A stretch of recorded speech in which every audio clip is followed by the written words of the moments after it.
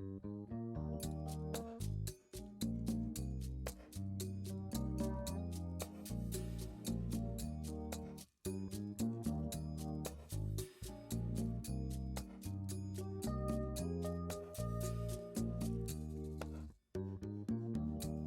can't believe it, you're a dream coming true.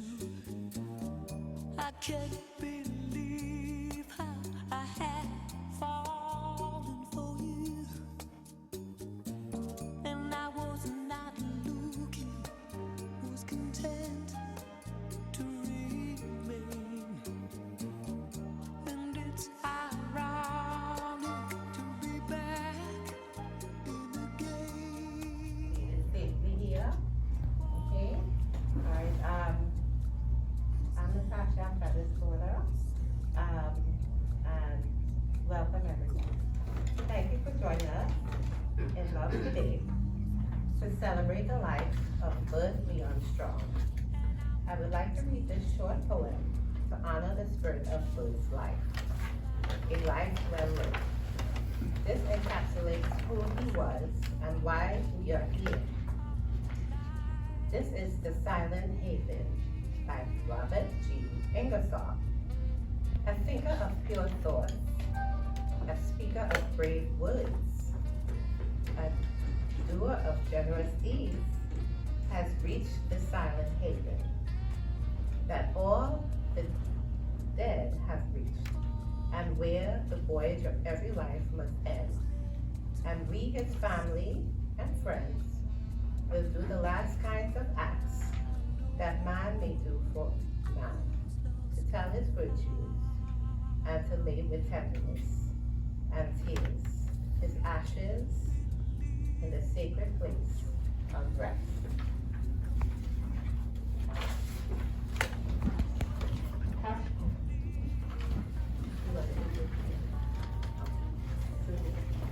I'm going to read the obituary of Bert, my husband.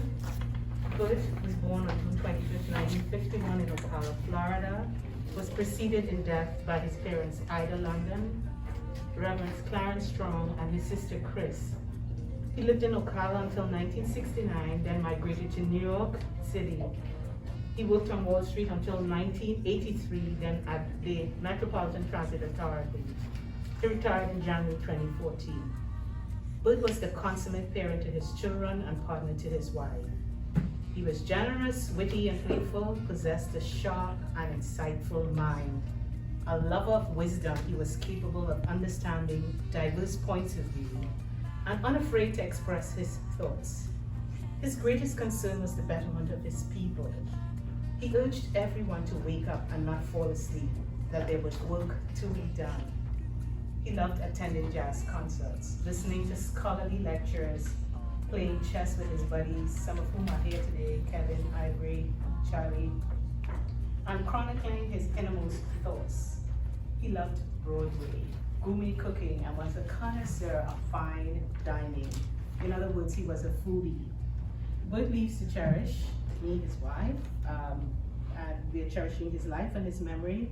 His daughters Tanya, Tiffany, and Natasha, nephew Greg, sister Betsy, grandsons Aiden, Jaquan, Joshua, and Tyler, granddaughters Chloe, Tamaya, and Taylor, his sister-in-laws Liz and Cheryl, brother-in-law Lennox, his son-in-law Earl, his brother from another mother Ivory, and a number of cousins, nieces, nephews, and friends, too numerous to mention. And one of his grandchildren, Chloe, will start us off with a performance of Chariots of Fire. Chloe, can you come and do this for Grandpa?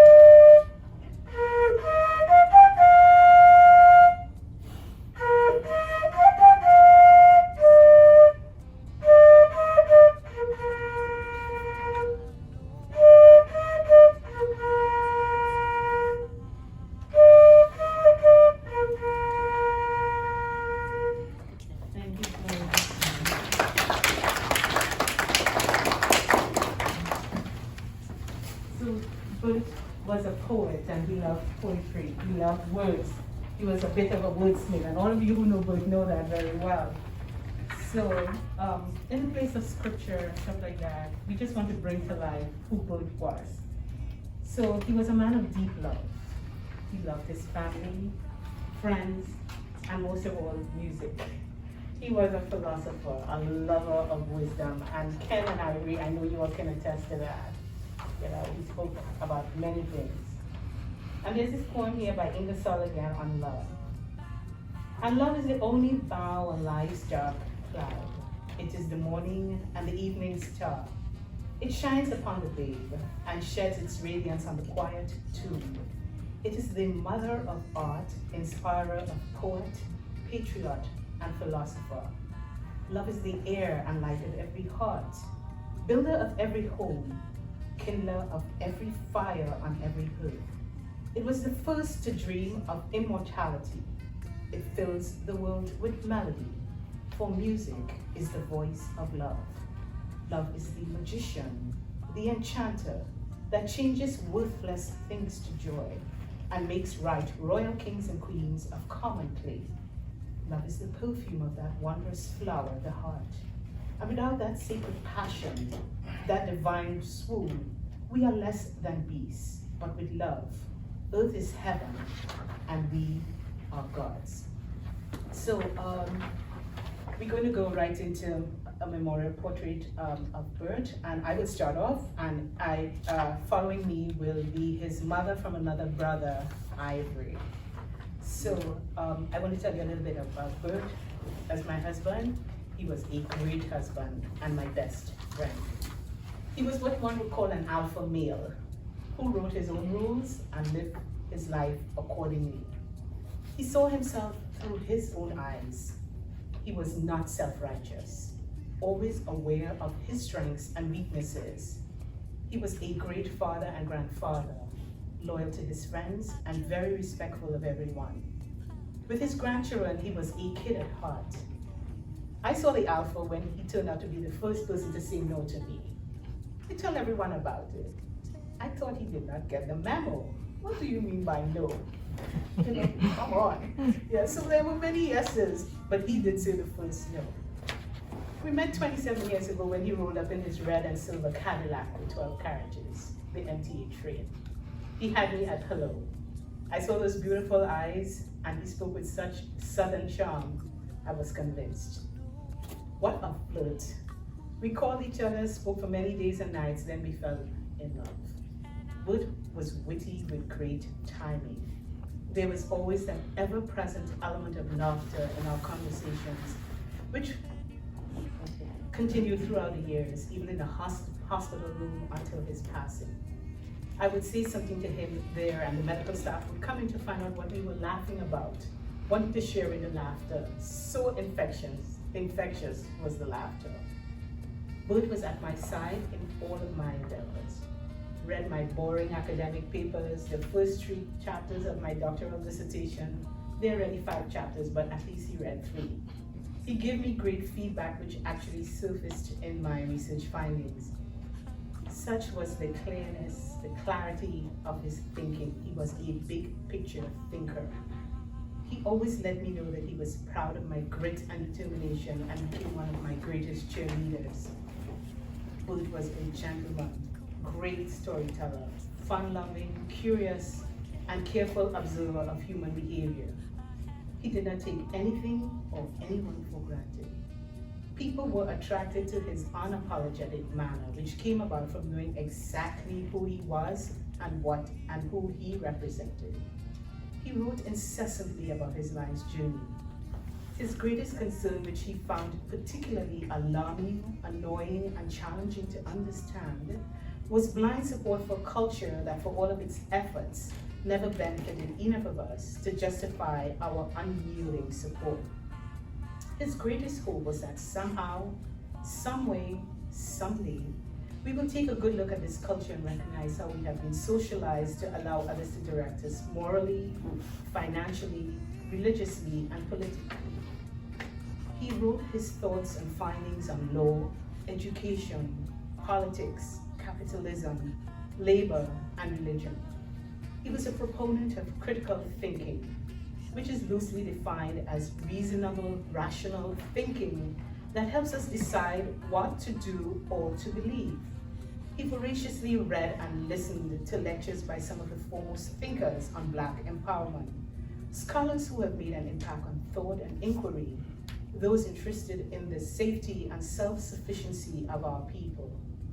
He was truly passionate about the upliftment of Black personhood. Bert spoke to everyone who would listen, shared his thoughts and his literary collection. Not only did he love literature, he loved music with a passion which was rivaled only by me. Ivy, you can attest to that. We spent many Saturday and Sunday mornings downloading music, putting together our music playlist, and sharing our musical discoveries. We went to concerts and especially loved the Jazz Hudson River cruises. He loved playing chess with his friends and grandsons. So well did he train them that one of his grandsons, Aiden, went on to be a chess champion in a tournament. He even went to Aiden's school in Atlanta and beat his chess teacher. You should see Bert walk away from the table with the universal King of Africa crown. Talking about King of Africa, his Igbo friends in Nigeria gave him the name Chukwu Emeka. Thank you, Brother Noni, which means God has done great things for me. And the Yorubas of Nigeria call him Mojisola Unawa, which means wake up to wealth. Bert also had a lot of great moments with his grandson Jaquan, who is here, talking about basketball during the basketball season. They would go back and forth, texting each other until like about 2 o'clock in the morning. He would go for walks on the beaches with Tanya in the summertime, and they would think their thoughts. And Tiffany was always there, present, even if it's just good morning, Dad, go home, be safe, get some rest. You know, I hope you had something.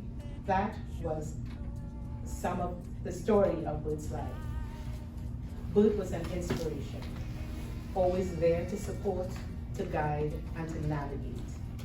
Thank you, my beloved Bert, for 27 amazing years, full of adventure, laughter, admiration, sharing, seeking, learning many truths together, and shaking the bondage of mental slavery.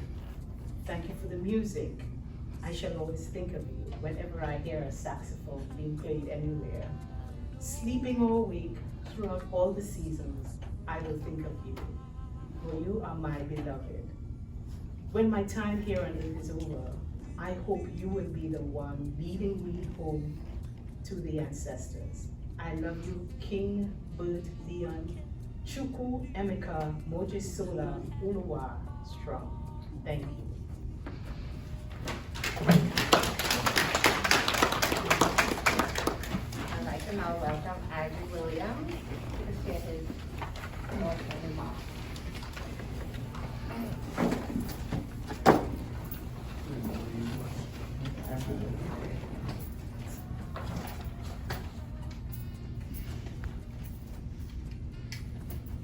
I'm Ivory.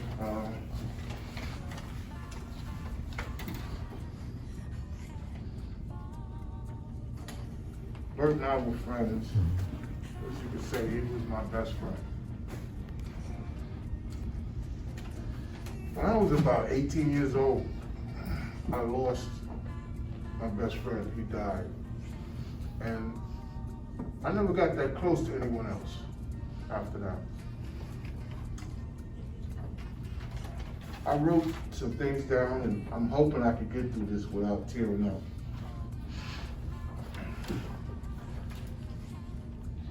You know, a good friend is somebody you can count on. Someone that you can turn to for just about anything. Somebody you can talk to no matter what it is. You know, when you can't talk to your wife or your husband or, you know, family members. Well, in order for me to explain, you know, to tell you how I felt about Bert, I'd have to tell you about our friendship, and that's what I'm gonna do. We go back about 20 years, I guess. 2001, 2002. That's when I met Bert. We both worked for transit, but you know, there are so many people down there. I think the last time I heard about how many people were there, it was over 3,000 people that worked down there. So you would see a lot of people every day and wouldn't know their names. You just speak hello, how you doing, you know. So, you know, we knew each other, but we didn't know each other's name.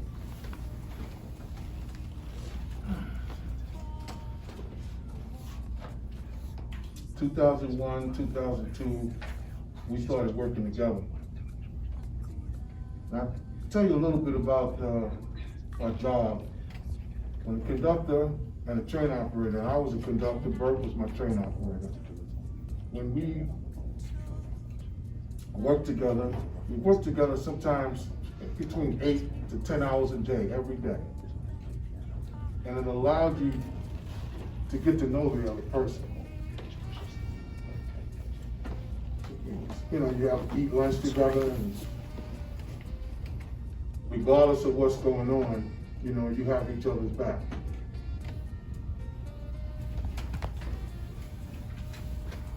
Soon after we started working together, I think it was maybe a couple of weeks or so, Bert said, "Come on, man, let's go have lunch." So I said, okay. So we jumped in his car and we went out to City Island, and Bert bought me lunch. And that's something I never forgot. I mean, it was probably the first time that any of my train operator partners ever offered to buy me lunch.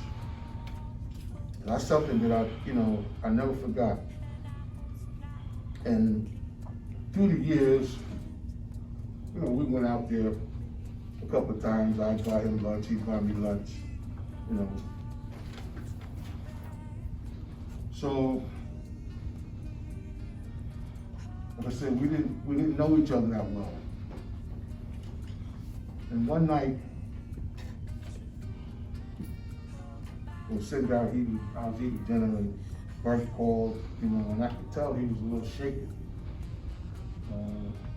You know, he said that, you know, he and his wife was in a car accident and the car was totaled.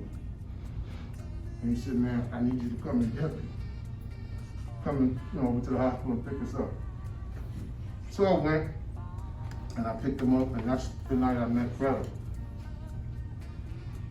And the same night when I was dropping him off, I realized that him and Greta lived in the same building that my two sisters lived in. So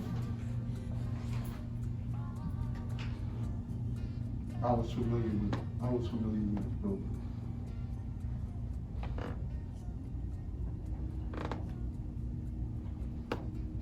To tell you what kind of person he was is, when my father passed away, I wanted to go down and pick up a truck that he had. I wanted this truck.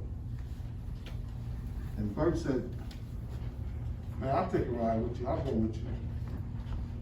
And that brother went all the way down to Mississippi, drove all the way down to Mississippi with me, picked up the truck, came back.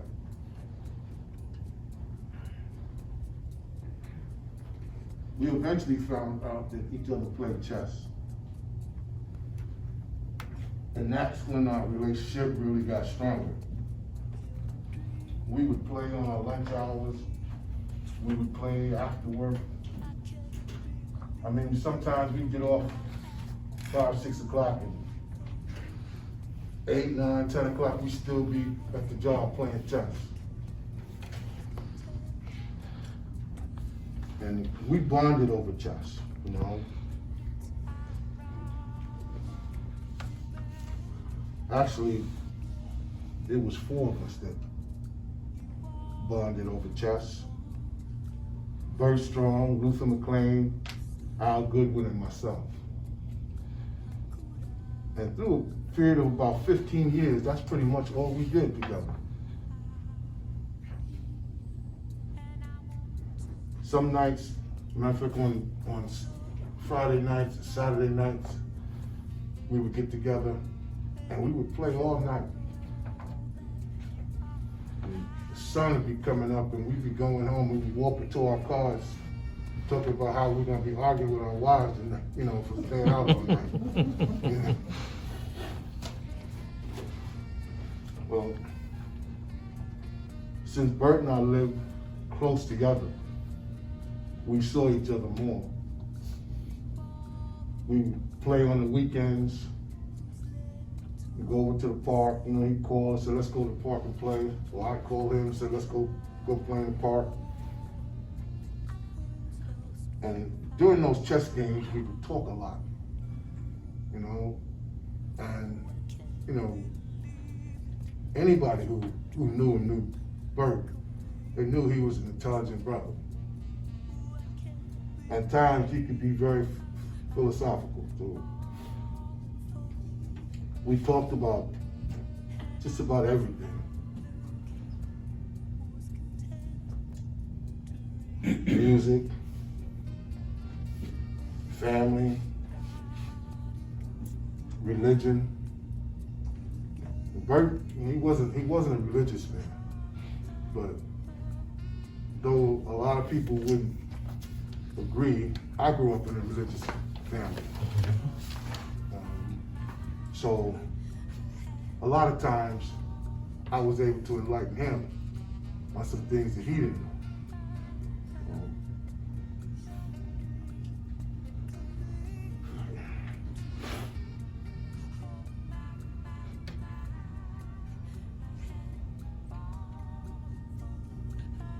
So we went through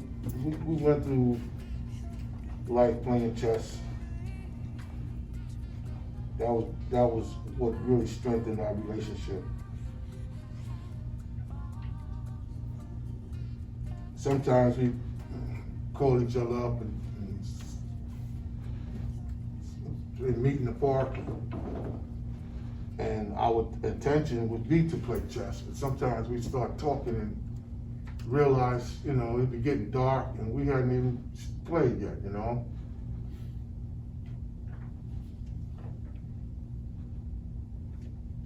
2014, 3 of us retired.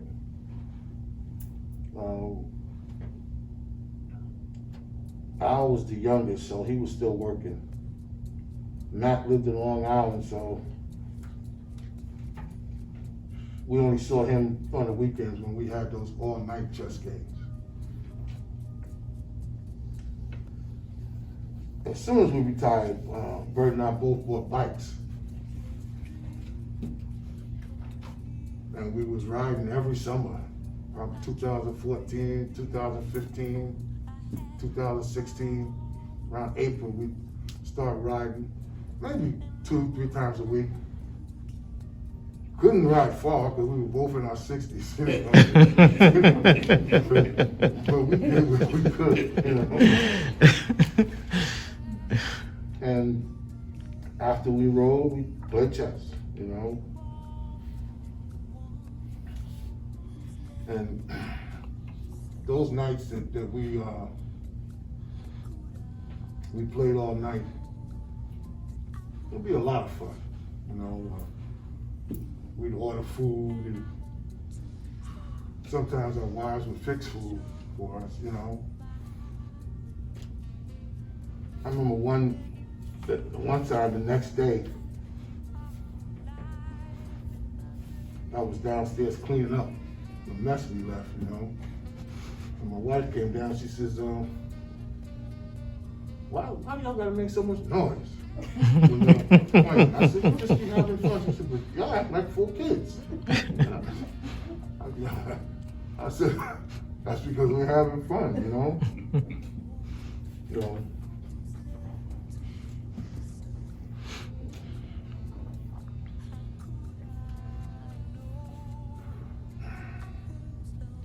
So Bert was a very well-read person. You go to the house, you'd see a wall unit full of books. So one day I asked him, I said, man, did you read all these books? And he said, most of them. And he said that he mostly wanted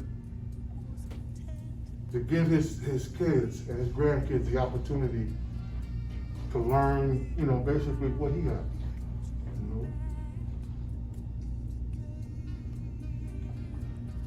A couple of days after he passed away, I was talking to my cousin, and we were talking, remembering Bert, and he said, man, he said Bert was somebody that had a thirst for knowledge, and he wanted to share it with everybody he knew. And my cousin was right. And I had surgery back in 2013. I was laid up for a couple of weeks, and Bert came over and he brought me some tapes, and he introduced me and a couple other brothers to some Black Israelites, other historians,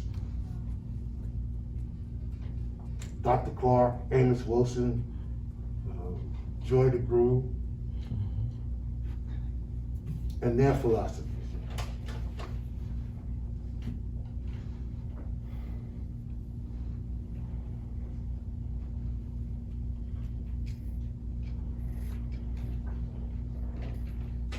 Give me a minute here.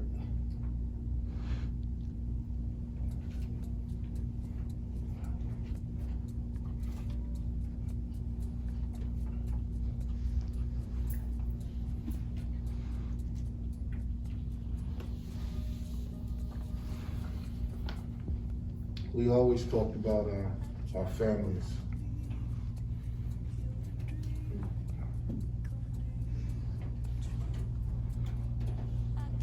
Two of my daughters were the same age as Bert's daughters, Tanya and Tiffany. So we had a lot of conversations about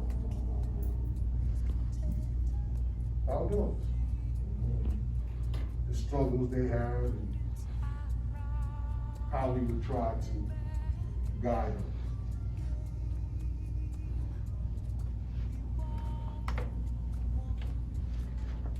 He loved the both of you very much. And he expressed that to me on several occasions.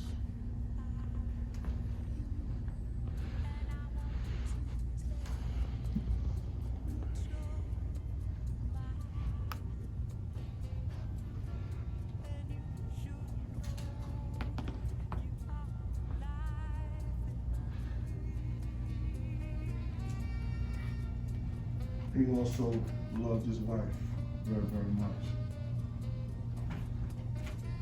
Bert would always brag about you, brother.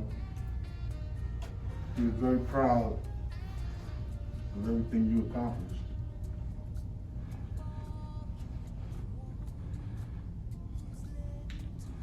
And through the years, I've seen the strong love and bond that y'all have.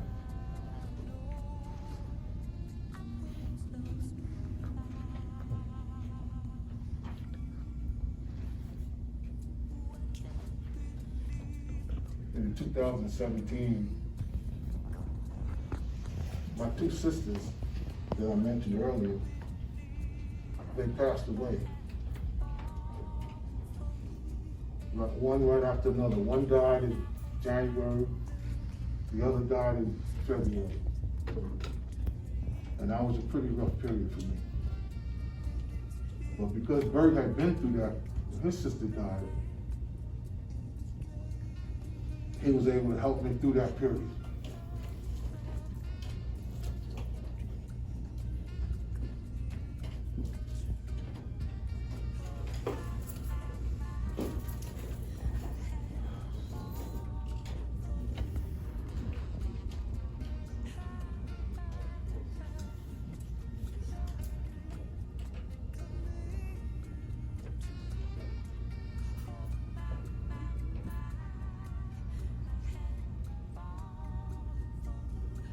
2017, my wife and I decided to move to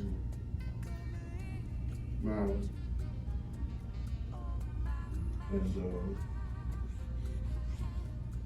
kind of ended the camaraderie that the four of us had, playing chess.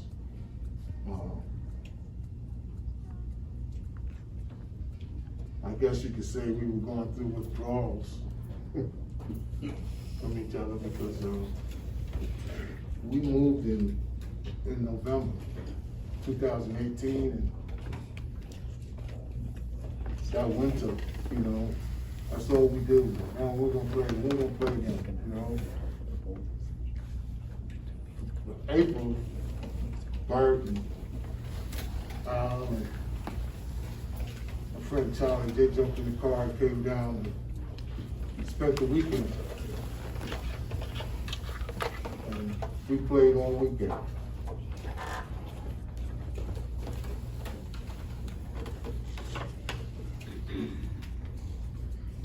Not long after that, Bert started getting sick,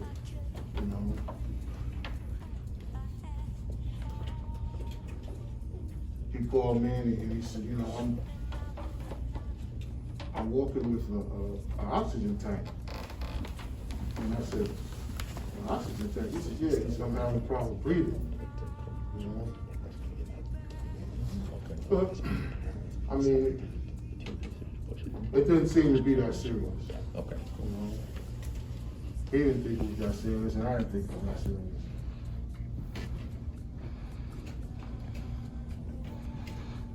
Not long after that, he got seriously sick, and I couldn't reach him for about a week. And when I did, he told me he was in a coma for a couple of days.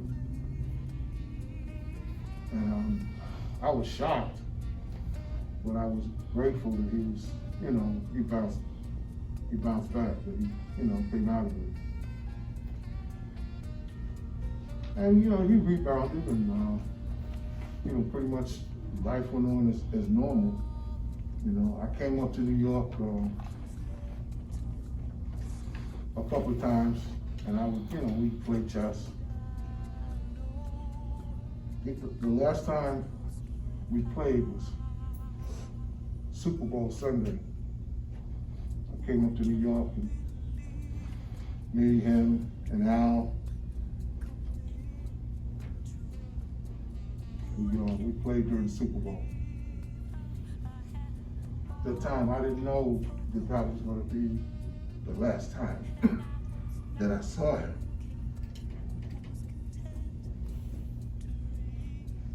But, COVID-19 prevented, me from going up or them coming down anymore. Things had just changed so much, If it wasn't for COVID-19, this place would be standing room only.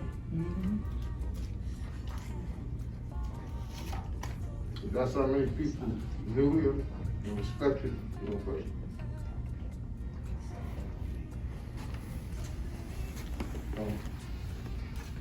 Eventually, we learned how to play chess online, virtually.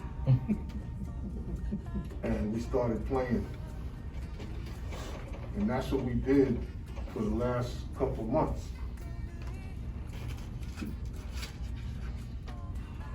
But one night, we were trying to play, and it just wasn't coming out right. Just, was having too many difficulties. So I said, well, what's going on? He said, well, I'm not home.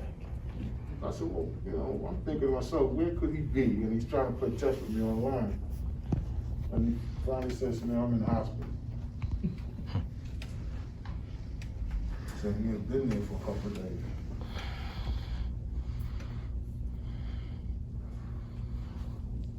So I would call every day, every other day, talk to him, see how he's doing.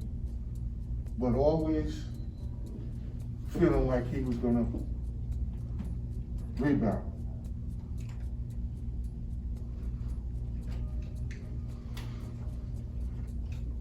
After a couple of weeks,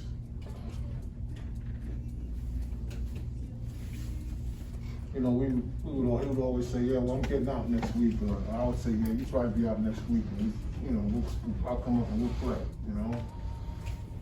But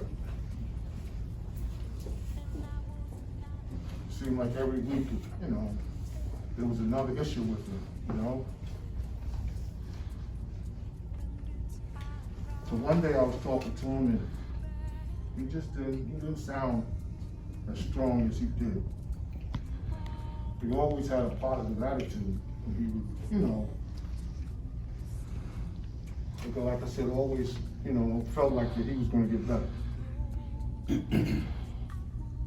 This particular night, I just didn't feel right. So that night I called his wife, and I told her that I wanted to come up and see her.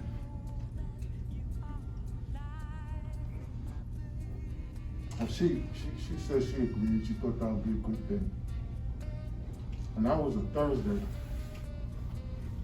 And so the next morning, about 6 o'clock in the morning, he woke me up and he said, "You coming up?"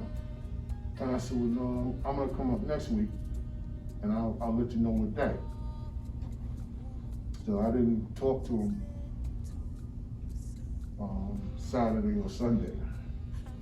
And I called Monday morning to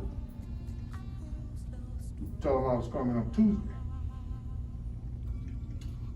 And his wife picked up the phone.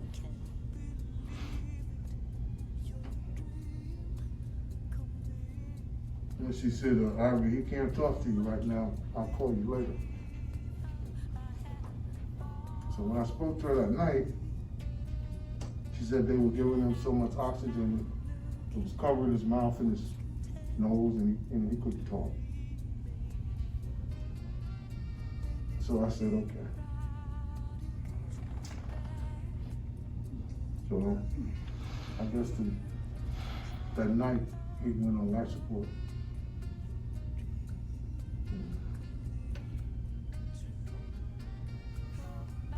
He didn't make it through the next day.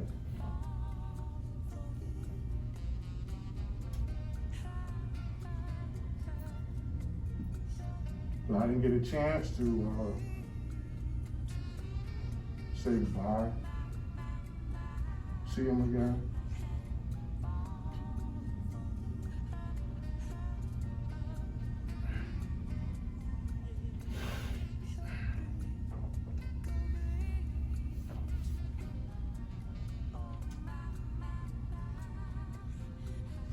Through the years, we had co-workers and friends that would pass away. And he and I would, you know, always discuss it, talk about it, sort of, you know, comfort each other, you know.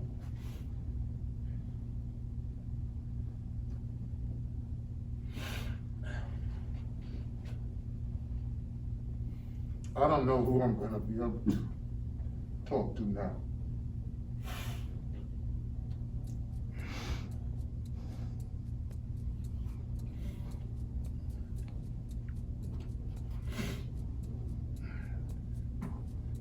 He and I used to have a saying that when we were leaving each other, we'd just say, "See you when I do."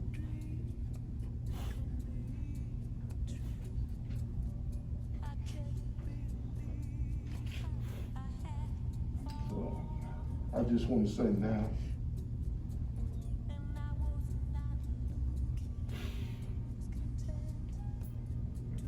so long, brother. I'll see you when I do. All right, I'm Natasha, I'm Brother's daughter, and welcome everyone. Thank you for joining us in Love today to celebrate the life of Bert Strong. I would like to read this short poem to honor the spirit of Bert's life, a life well lived. This encapsulates who he was and why we are here.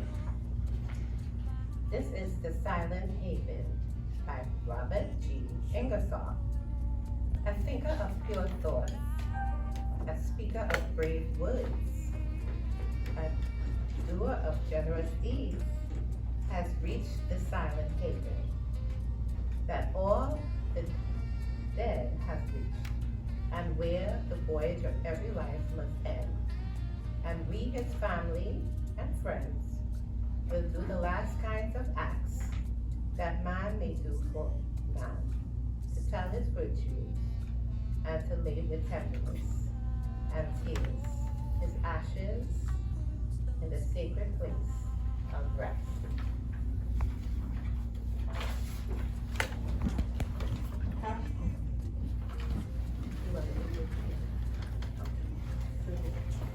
I'm going to read the obituary for Bert, my husband.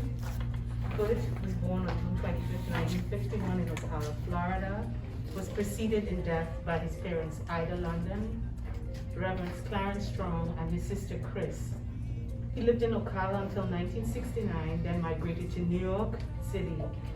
He worked on Wall Street until 1983, then at the Metropolitan Transit Authority. He retired in January 2014.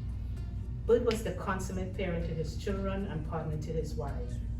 He was generous, witty, and playful, possessed a sharp and insightful mind. A lover of wisdom, he was capable of understanding diverse points of view and unafraid to express his thoughts. His greatest concern was the betterment of his people. He urged everyone to wake up and not fall asleep, that there was work to be done. He loved attending jazz concerts, listening to scholarly lectures, playing chess with his buddies, some of whom are here today, Kevin, Ivory, Charlie, and chronicling his innermost thoughts. He loved Broadway, gourmet cooking, and was a connoisseur of fine dining. In other words, he was a foodie. Bert leaves to cherish me, his wife, and we are cherishing his life and his memory. His daughters Tanya, Tiffany, and Natasha, nephew Greg, sister Betsy, grandsons Aiden, Jaquan, Joshua, and Tyler, granddaughters Chloe, Tamaya, and Taylor, his sister-in-laws Liz and Sharon, brother-in-law Lennox, his son-in-law Earl, his brother from another mother Ivory, and a number of cousins, nieces, nephews, and friends, too numerous to mention. And one of his grandchildren, Chloe, will start us off with a performance of Chariots of Fire. Chloe, can you come and do this for Grandpa?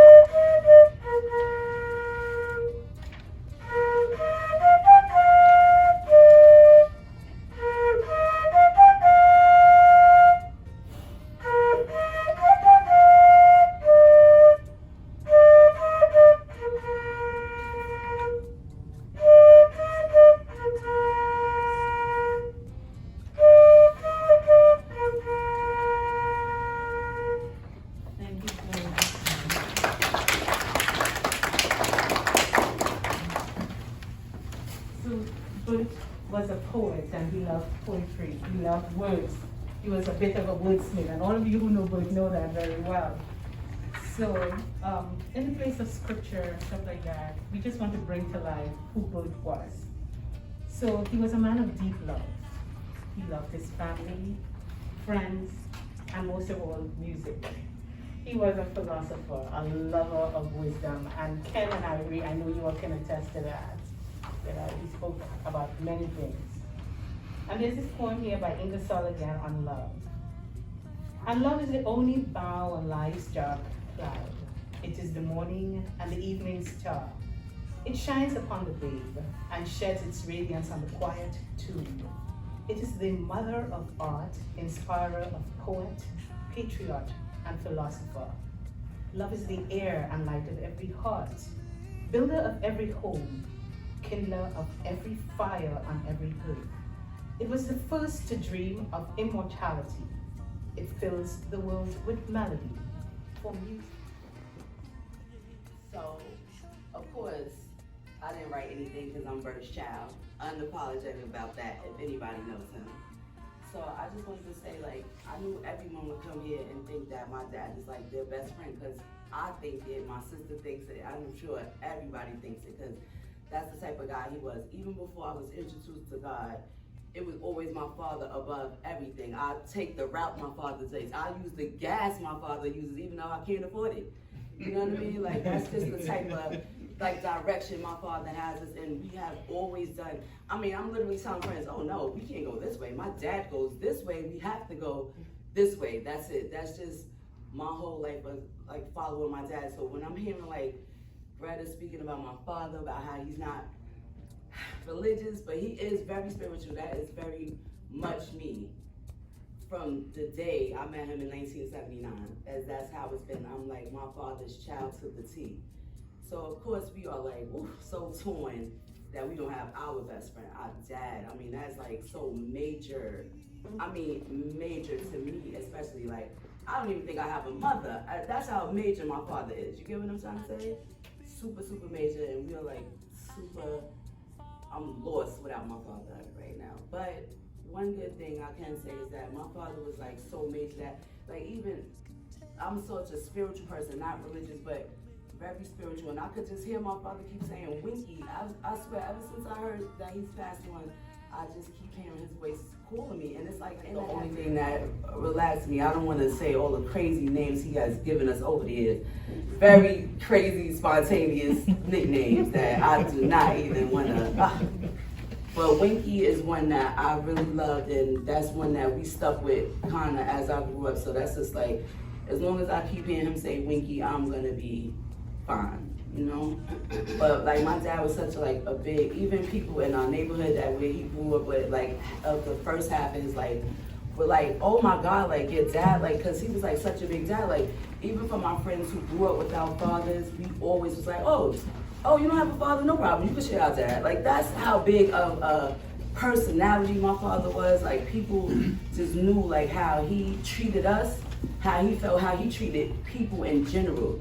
He was nice and respectful to all. He never, you know, my dad, he had his things with us, of course, you know what I mean? Of course, we always like, oh, daddy, you know, like when he starts telling us stuff, because, you know, he had a very strong personality. But that was a great guy. I'm not even gonna lie to you, that's a great guy right there.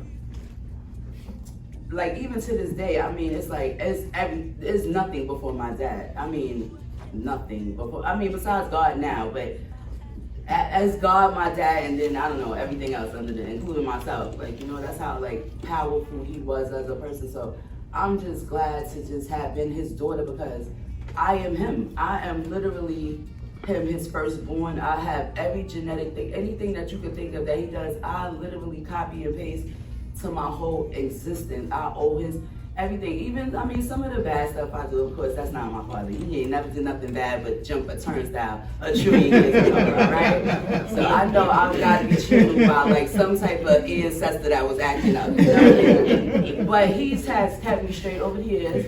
And even when he's acting like he wasn't gonna help me, he was always there. In any situation I ever got into, bad or good, it was always that. He was always there. I don't even have a bad thing to ever say about my dad, and no one ever did. And even people were like condone us because they knew like how strong like that was relationship. I know we even got on Greta nerves how we love our father. Jesus Christ, we've been going right, Greta. Oh my God, we love it. But I love Greta. I swear it might have always came up a little crazy, but it's just because we all fall over my father love. Oh my God, we love Daddy so much. Like, you know what I mean? I know we like. Me and my sister crazy. We always said, oh my God, if our father died, we gonna jump in the grave after him. But so he knew not to go in no grave. Because Lord knows what would have happened to me and my sister. We been dead too. We would have been in there with that man, okay? I know I would have been, you know what I mean? Because I know I'm like, what daddy, Lord have mercy, you know what I'm saying? Not my dad.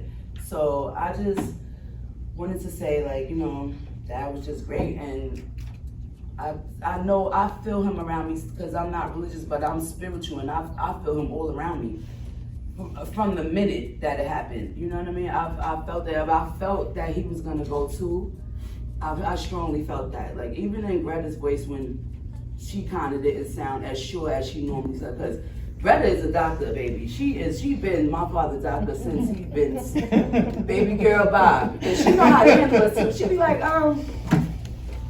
I'm gonna call y'all back because I see y'all about to get too emotional with this, all right? I'm gonna let y'all know what's up in a second. She always, you know, she always handled us with care when we was, because, you know, I know my father, he'll be sneaky in the hospital. Girl, I'll call. If my daddy don't answer, I know to start calling around. Because I know that's just, he was private with his stuff like that, you know what I mean? And I'm private like that, so I totally get it. But that was a great, great guy, man. Oh my goodness gracious. That is a loss, a big, big loss. But I just wanted to tell my father if I could say anything to him. I don't feel sad about like not necessarily saying bye. It's never really a bye anyway, you know what I mean? It's always like, we're amongst the dead no matter if we know it or not, you know what I mean? And spiritually, he's always around all of us. And if he touched you, he will always be with all of us. All of us. I know especially us, he's definitely gonna, he's here now, right now, and he's probably speaking through me right now. You know what I mean? That's probably why I even have the strength to not even cry when I'm saying these things about my dad, because he was that powerful. I mean, if I never knew a powerful person, but besides God, we know God is the power of all things. But for my father was like a powerful person. I don't know if you like, his presence was felt before he even spoke. You know, and when people say that about me, I realize that I am my father. I am my father's child, because I am the exact same way.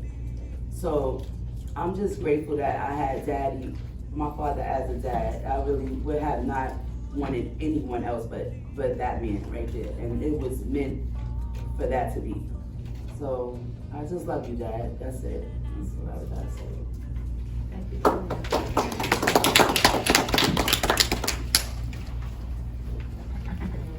I'm Tiffany. I'm my dad's youngest daughter. I'm not gonna be as funny as my sister because I'm extremely nervous and I'm very emotional. So my dad means the world to us. We love him. He set the bar extremely high for any guy. Like any guy I date, if he's nowhere near, none of them are gonna be anywhere near my dad, you know. But you know, he just set the bar really, really high for any guy. That is extremely smart. Like you said, like I feel his presence always.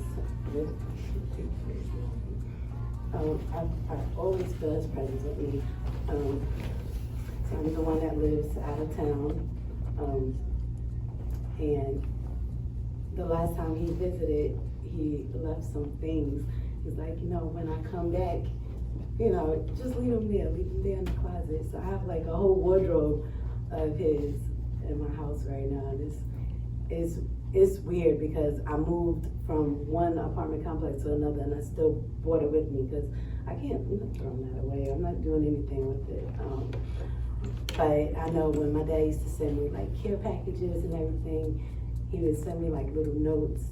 And when I first started working for the hospital, brother, you couldn't attest, he was so proud of me. And he made me proud of myself. You know, like just getting that from him, like just hearing that affirmation, like, you know, I'm so proud of what you're doing right now. You know, I'm proud of the mom that you are.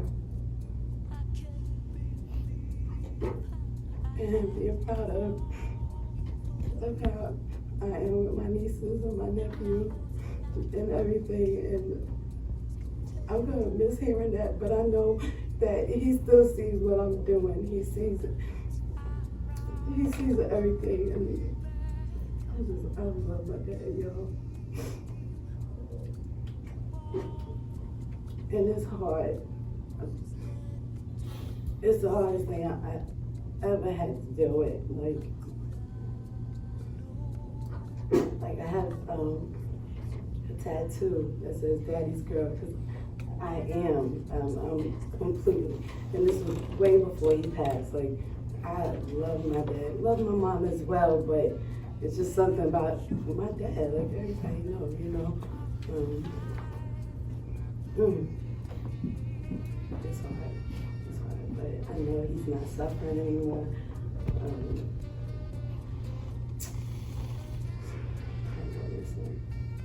I've taken everything, our last conversations, just like you said, I was texting him because I didn't want to talk to him on the phone. I didn't want his oxygen levels to go down. So I'm like, I'm gonna text you every morning. To this day, when I text somebody, good morning, daddy populates. It tears me up. I almost don't even want to text good morning to anybody anymore. But my sister told me not to think like that because daddy wouldn't want me to. You know, just you know, try to be strong. So that's what I've been trying to do. But it has not been easy. But you know, I'm gonna miss him.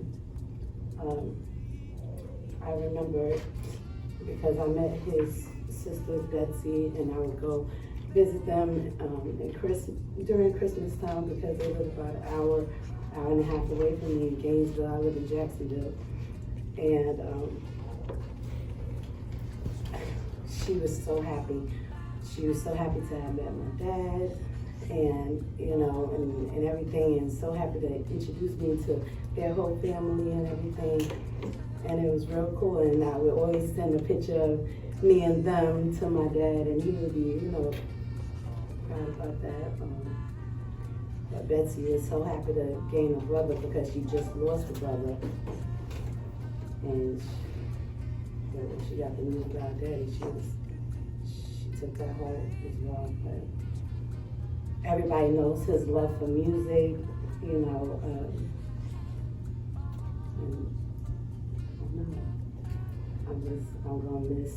I'm really gonna miss my dad.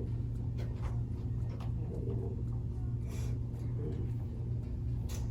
I don't know. I don't know what else to say. I love you, Daddy. And I see you when I see you. That's another thing, just like you said. We never said bye. Good night. You know, I definitely say I love you. I say I love you more. You know, yeah, there's never a goodbye. So, like you said, see you. See you when I see you. Thank you for you.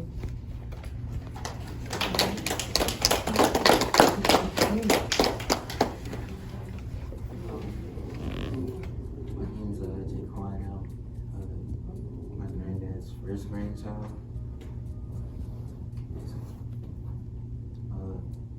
I only had one set of grandparents, like once I was born. My dad's side, I didn't have my granddad or my grandma. So I value both my grandparents, and I value my granddad more. Even though when I was younger, I may have not understood him as much as I did. Like once I started getting into my teen years, like around 14, 15, and I can remember thinking, like, there was one time he had picked me up from my dad's house. He was in Atlanta. We drove to Tasha and Earl's house, and we drove from Georgia down to Jacksonville. And I remember thinking like 5 years younger, like I was maybe 14, 15 years ago, I'd been like, oh, this is gonna be one long drive, and like I'm gonna fall asleep on my way there. And honestly, I don't even know how long of a drive it is from Atlanta to Jacksonville, but I felt like that was like the quickest drive. Like it felt so natural. Like we talked about everything. You know, I was just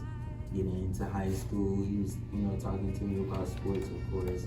You know, we always love talking about basketball. Like, and I think this is like the year the Warriors. This is right before they won like one of their first titles. He was like, oh, yeah, you guys are off to a good start, because it was around like the winter break. So you know, and that's like one of our biggest things. We always love talking about basketball. I know my mom and everybody be like, oh, you talking to granddad? Like, are you talking to him about basketball right now? I'm like, yes, we talking about basketball. Like, he's gonna get back on the phone with y'all in a minute. Like, he'll text y'all back, but you know, it was always important. We talked about that.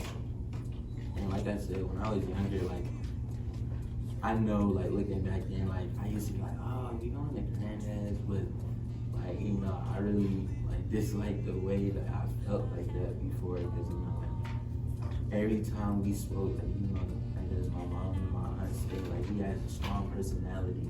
So, like, back then it was more of like, you know, I didn't really understand him, but like, you know, as I got older, I was like more willing, like, not more willing to, but I was more understanding of him. And I also wanted to, like, sometimes I was a little afraid to talk to him sometimes, you know, because, like I said, his personality was just so strong that he was always kind-hearted. He always was gonna guide you in the right direction. He would never say anything that was gonna go wrong to anybody. Like my mom said, like he could walk in a room and he wouldn't say a word, but you could feel his presence. And like that's how he always you know, when I was packing my stuff to go to New York, this upcoming trip, I remember I had an envelope with like full of pictures in it, and I don't remember, like I don't travel much, so this is probably from years ago, like so long, and it was an envelope of the first Hawks game he had took me and my dad to. That was like my first time seeing LeBron, and I remember me, Earl, my dad, and granddad, we all went there, and like I was screaming out my ever-loving mind. I was like, oh my goodness, I just met LeBron James. But like, I remember seeing the pics, and it's so crazy, like, cause I remember the exact year and everything. I can tell you, like, how he got back home and everything. It was hard, like, you know, and like, it kind of, like, it jerked with me, you know, cause I was like, he always was looking at you. We always gonna go to the Hawks game. Like we go to about 10 Hawks games. We like we get to see like the whole lineup of everybody we wanted to see. And not even just like speaking on like our basketball talks, because he always would talk to me about like more deeper in life, you know, like of course families. Like he wants me to be like just as big of a part in my cousins and my sister's lives as he was the biggest part of everybody's lives in here. You know, like as a friend, as a father, as a husband, and he's as a granddad. Like my mom said, he's really just that dude. Like you can't get it. He's really that guy. He's that dude. He's really that dude. It's no other way around it. Like you know, everybody that met him could say that. Within the first 20 minutes, you have just a 20-minute convo with him, you can say like, yo, that guy's been some places and he's that dude. Like, he's not gonna lead you in the wrong direction. He's intelligent, or like the most intelligent person I know too. You know, as long I know he wasn't religious, you know, a lot of us wasn't religious, but we're spiritual. Like we could feel it. I don't really have that much of this. Just a great guy. We just really get to this. Love you. And see you next time.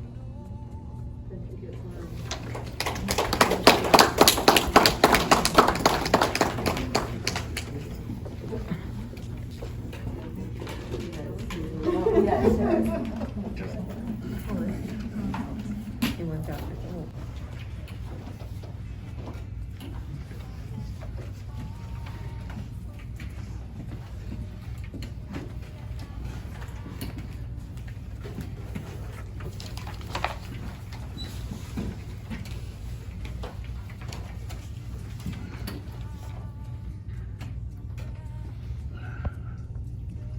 First of all, Hotep. In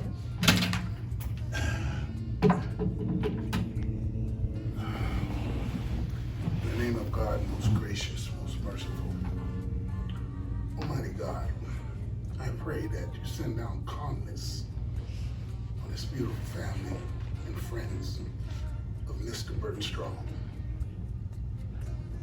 My name is Kevin Barnes. I was his conductor for 2 years. And I used to beat on Ivory when we was at White Plains.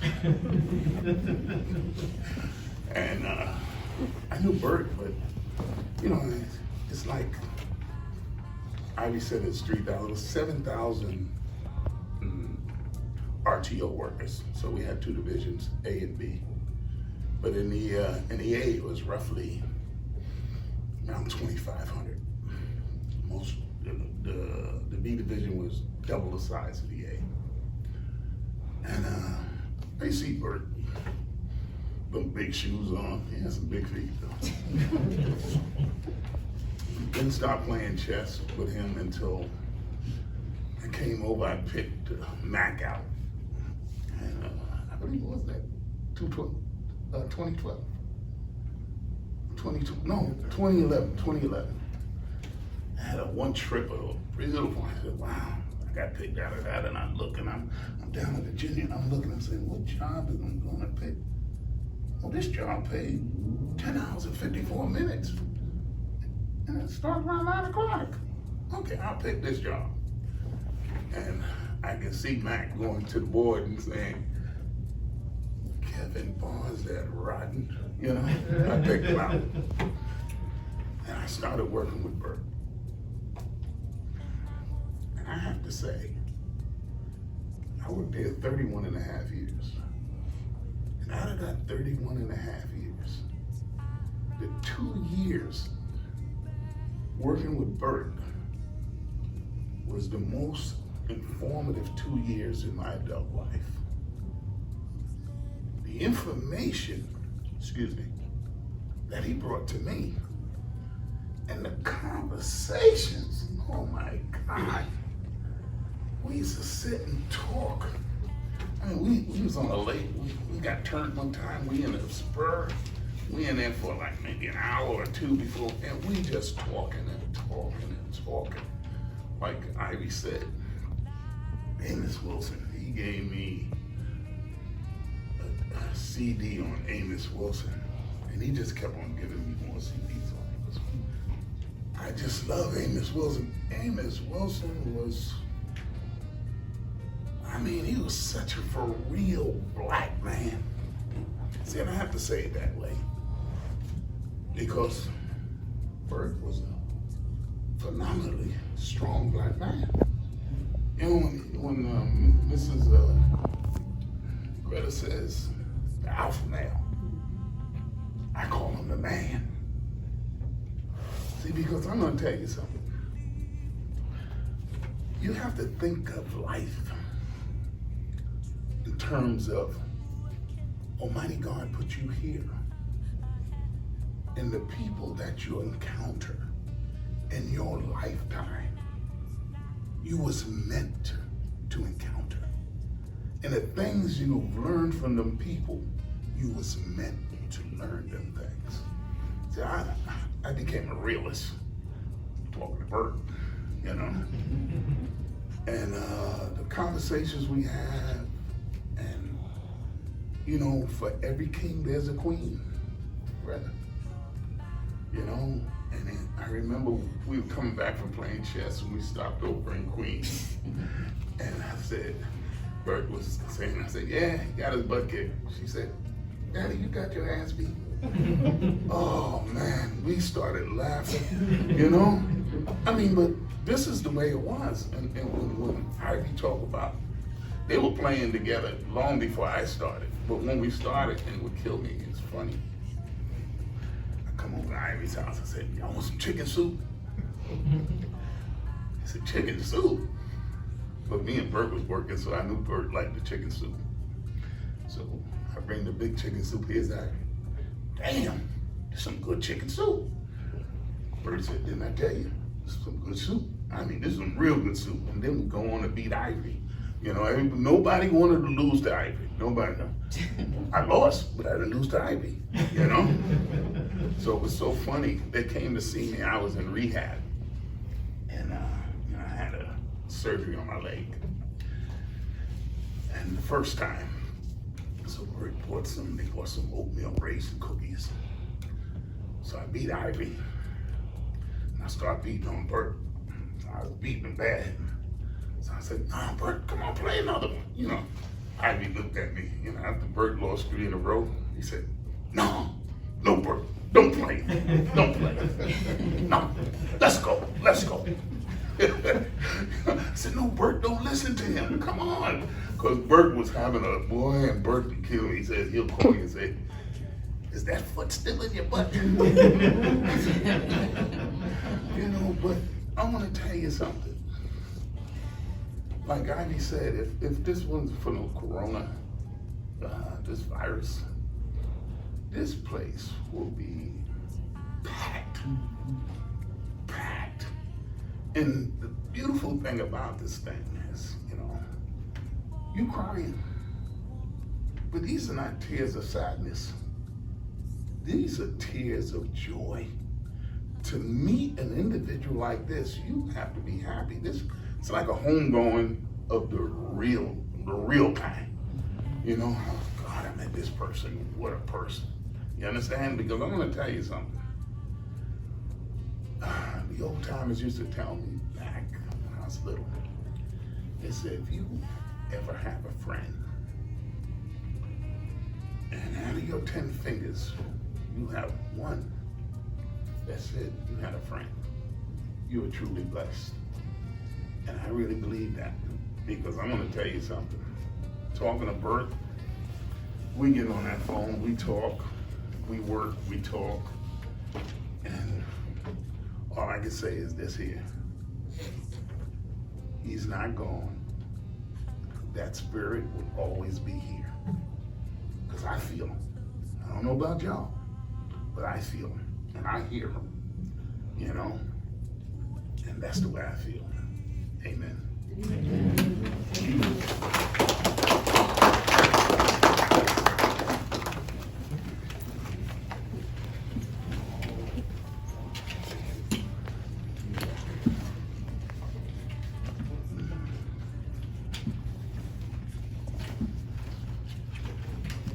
In closing, there are just a few more things. Bert was a lover of the words of Khalil Gibran, and Khalil Gibran said about death, you will know the secret of death, but how shall you find it unless you seek it in the heart of life? The owl whose night-bound eyes are blind unto the day cannot unveil the mystery of light. If you would indeed behold the spirit of death, open your heart wide unto the body of life. For life and death are one, even as the river and the sea are one. In the depths of your hopes and desires lies your silent knowledge of the beyond. And like seeds dreaming beneath the snow, your heart dreams of spring. Trust the dreams, for in them is hidden the gate to eternity. Your fear of death is but the trembling of the shepherd when he stands before the king, whose hand is to be laid upon him in honor. Is the shepherd not joyful beneath his trembling, that he should wear the mark of the king? Yet is he not more mindful of his trembling? For what is it to die but to stand naked in the wind and to melt into the sun? And what is it to cease breathing but to free the breath from its restless tides, that it may rise and expand and seek God unencumbered? Only when you drink from the river of silence shall you indeed sing.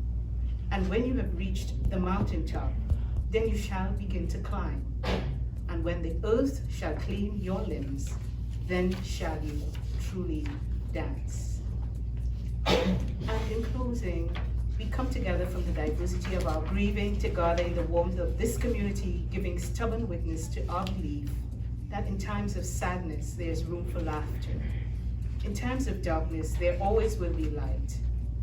May we hold fast to the conviction that what we do with our lives matters, and that a caring world is possible after all. We, the family of Bert, would like to extend our gratitude to everyone here today for your acts of kindness during our time of sorrow. Our heartfelt blessings go out to each and every one of you. Thank you for being here. Thank you for being a part of Bert's life.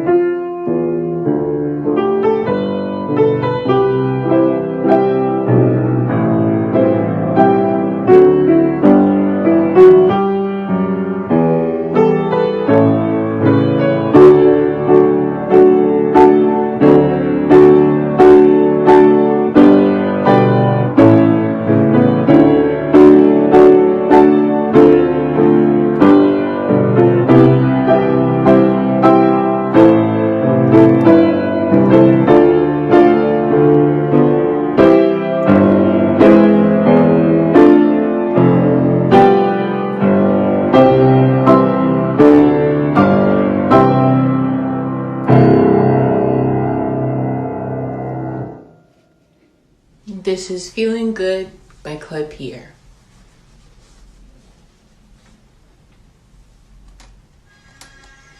Birds flying high, you know how I feel. Sun in the sky, you know how I feel. Breeze drifting on by, you know how I feel.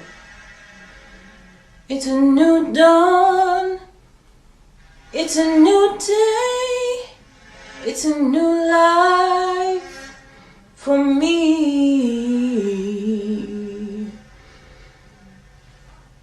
And I'm feeling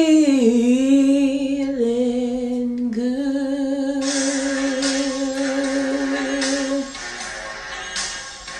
Yeah, I'm feeling good.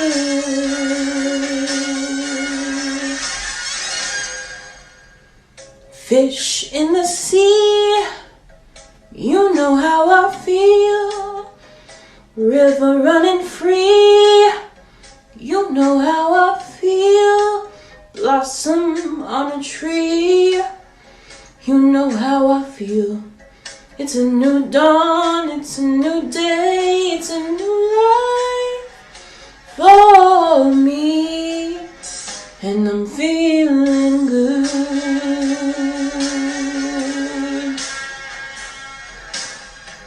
Dragonfly out in the sun, you know what I mean, don't you know? Butterflies all having fun, you know what I mean. You sleep in peace when the day's done, that's what I mean. And this old world is a new world, and a bold world for me. For me.